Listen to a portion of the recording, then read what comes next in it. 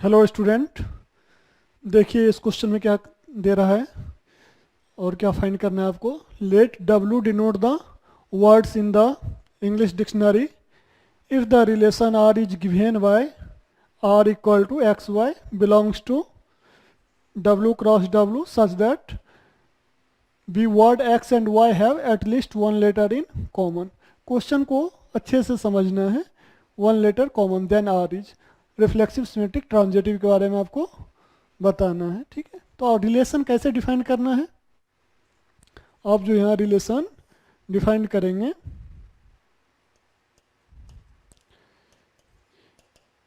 इसमें आपको क्या दे रखा है, सम वर्ड्स इंग्लिश डिक्शनरी का। ठीक है, इसमें आपको सम वर्ड्स है रिलेशन में।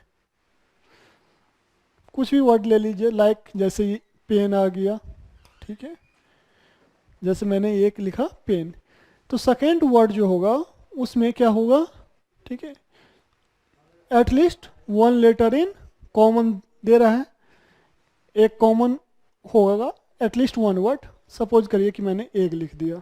ठीक है, ई यहाँ पे है, यहाँ भी आ गया एक।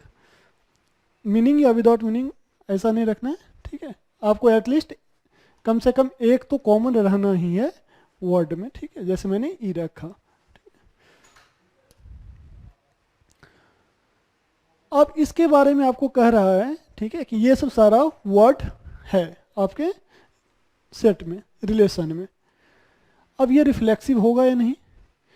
रिफ्लेक्सिव कैसे लेते हैं कि सेट का रिफ्लेक्सिव के लिए क्या होता है, ए रिलेटेड टू ए। अगर हम एक वर्ड लेते हैं पेन, ठीक है, तो पेन और सेकेंड वर्ड भी क्या होगा, वो भी होगा पेन। रिफ्लेक्सिव के लिए सेकेंड वर्ड भी होगा पेन। इसमें क्या हो गया, ऑल वर्ड्स कॉमन हो गया। ऑल वर्ड्स क्या हो गया, कॉमन हो गया। पी ई एन, सेकेंड में भी पी ई एन, क्योंकि हमने केवल एक वर्ड लिया है पेन। और हमको क्या कह रहा है कि at least one letter is common. तो इसका जो एक लेटर है पेन में क्या हो गया, तीनों लेटर आपका कॉमन हो गया। आपने दो वर्ड उठाए हैं। ठीक है, तो ये आपका रिफ्लेक्सिव हो गया। सिमेट्रिक में क्या होगा, सिमेट्रिक में आपको क्या होता है, दो वर्ड रिलेटेड रहता है कि A related to B implies B related to ए।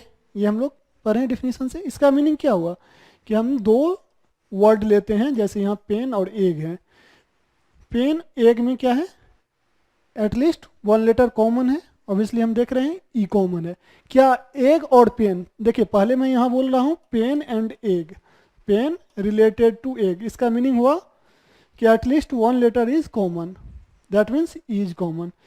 तो क्या पहले अगर एग लिखेंगे फिर रिलेटेड टू पेन, ये भी सेम है क्योंकि इसमें भी एटलीस्ट वन लेटर कॉमन आ रहा है। So it is also symmetric. ये सिमेट्रिक हो गया। ट्रांजिटिव के लिए क्या होगा कि अगर ये रिलेटेड है इससे और ये रिलेटेड होगा सम अदर वर्ड से। ठीक है, जैसे मान लीजिए जी से है, तो मैंने एक एग्जाम्पल लिख दिया यहाँ पे गोट, जी से मैंने ये दिया कि इसमें भी एक लेटर कॉमन आ रहा है। ठीक है,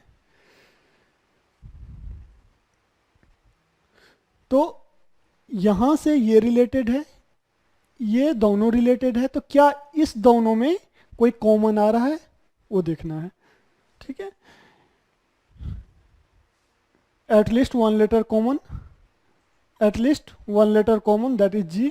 यहाँ मैंने एक ही लिया है। ठीक है, लेकिन एटलीस्ट का मीनिंग इसमें एक से ज़्यादा भी हो सकता है। जैसे आप यहाँ पे ई जी ओ कर सकते हैं। ठीक है, अगर आपको लगे एटलीस्ट नहीं तो आप यहाँ पे ओ भी लगा दीजिए। ठीक है, तो यहाँ दो लेटर कॉमन आ गया। ठीक है, तो यहाँ पे हमने क्या देखा, इस दोनों में वन लेटर कॉमन, इस दोनों में again one letter common, but this and this have no letter common. Pen और गोट में कोई लेटर कॉमन आ रहा है, कोई लेटर कॉमन नहीं है। So it is not transitive, not transitive. Okay, thank you. आपका आंसर आ गया reflexive and symmetric and not transitive. Okay, thank you.